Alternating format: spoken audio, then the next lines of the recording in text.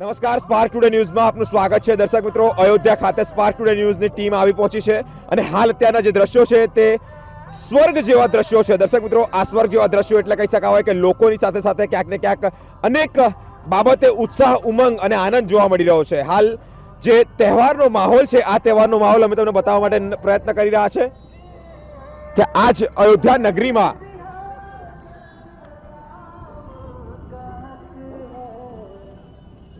મંગલમય દિવસ, અને આ મંગલમય દિવસ એટલે કહેવાય કે 500-550 વર્ષની એક અંધકારમય રાત પછી જ્યારે આજનો આ દિવસ આવ્યો છે.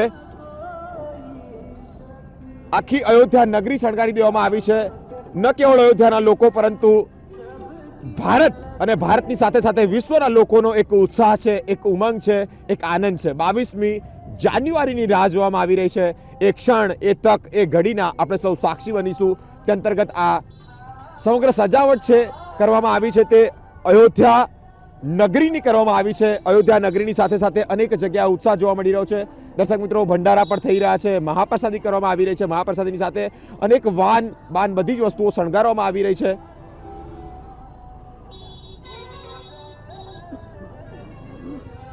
આસ્થા છે, લોકોને શ્રદ્ધા છે, અને એ જ શ્રદ્ધા અને આસ્થાના ફળ સ્વરૂપે જ્યારે આ અયોધ્યા નગરી રામમય નગરી બની ગઈ છે અને સ્વર્ગ જેવો માહોલ સર્જાયો છે.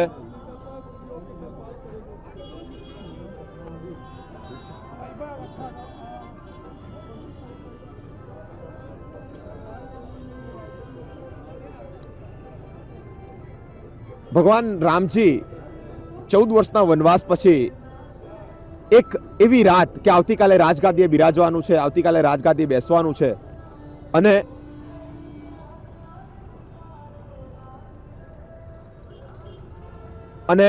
આજ રાજગાદીએ બેસવાની આગલી રાત્રે 14 વર્ષનો વનવાસ આવી જાય છે. આ 14 વર્ષના વનવાસમાં ભગવાન રામને પણ ખબર નહોતી, પોતે ભગવાન છે પરંતુ એક માણસનું, એક મનુષ્ય દેહ ધાર્યો છે. એટલે એ જ મનુષ્ય દેહ જ્યારે લીલાઓ કરવાની હોય, અને આ જ લીલાઓ કરતા કરતા 14 વર્ષનો વનવાસ આવી ગયો. પ્રભુને પણ ખબર હતી કે આવતીકાલે 14 વર્ષનો વનવાસ છે, તેમ છતાં આપણને સૌને દર્શન કરવા માટે, આપણને સૌને બતાવવા માટે પોતે પણ 14 વર્ષનો વનવાસ વેઠ્યો છે. દર્શક મિત્રો, આજની આ ઘડી એટલે 22મી જાન્યુઆરીનો મંગલમય શુભ દિવસ, અને આ શુભ દિવસના સાક્ષી આપણે સૌ બની રહ્યા છે. એનું સૌ સૌભાગ્ય છે, એનું સૌને આપણને એક ઋણ કહી શકાય.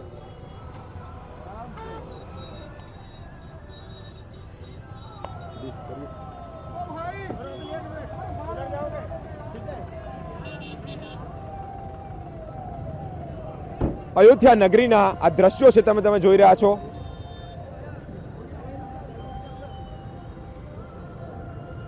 આ નગરી શણગારવામાં આવી રહી છે.